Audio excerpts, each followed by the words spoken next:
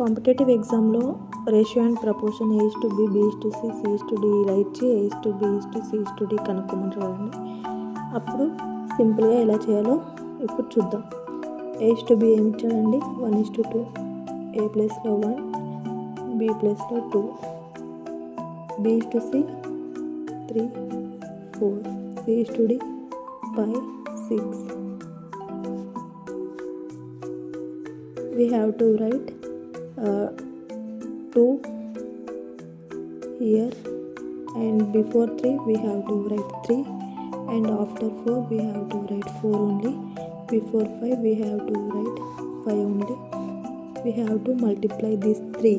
3 1s are 3, 3 5s are 15, 3 2s are 6, 6 5s are 30, 2 4s are 8, 8 5s are 40, 2 4s are 8, 8 6s are 48. The answer is A:B:C:D is equal to 15:30:40:44.